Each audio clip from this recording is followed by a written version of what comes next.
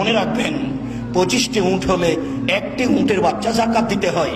30টি গরু হলে একটি গরু জাকাত দিতে হয়, 40টি ছাগল হলে একটি ছাগল জাকাত দিতে হয়, 18 মণ 30 কেজি শস্য হলে 20 ভাগের 1 ভাগ শস্য ওসর দিতে হয়, 18 মণ 30 কেজি শস্য হলে 20 ভাগের 1 ভাগ শস্য ওসর দিতে হয়, 20 মিসকাল 7.5 ভরি স্বর্ণ হলে বাজার মূল্য জিজ্ঞাসা করে শতকরা 2.5 টাকা জাকাত দিতে হয়, 7.5 ভরি স্বর্ণ হলে বাজার মূল্য জিজ্ঞাসা করে শতকরা 2.5 টাকা জাকাত দিতে হয়।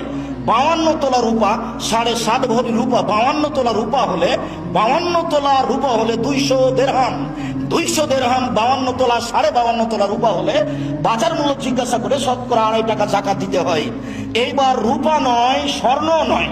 আপনার দোকান বরাদ্দ করা আছে, যে টাকা সহজে নেওয়া যাবে, মানুষকে ঋণ জাকাত দেওয়া আছে, ঋণ কর্জ যেটা সহজে নেওয়া যাবে, যেটা ছেলে মেয়ের নামে ডিপিএস খোলা আছে সেই টাকা, যেই টাকা ব্যবসায় দেওয়া আছে সেই টাকা, যেই টাকা ব্যাংকে আছে, সব মিলে যদি রূপার হিসাবে প্রায় 30, 35, 40 হাজার টাকা হয় তাহলে শতকরা 2.5 টাকা জাকাত দিতে হবে। স্বর্ণের হিসাব হলে 2.5, 3.5 লক্ষ টাকা হলে শতকরা 2.5 টাকা জাকাত দিতে হবে। এই ধরনের যত টাকা জমা আছে ব্যাংকেও আপনার কাছে, ব্যবসা বাণিজ্যে, সব টাকা যদি স্বর্ণের হিসাবে প্রায় 3 লক্ষ টাকা হয়, রূপার হিসাবে যদি 35 থেকে 40 হাজার টাকা হয় তাহলে শতকরা 2.5 টাকা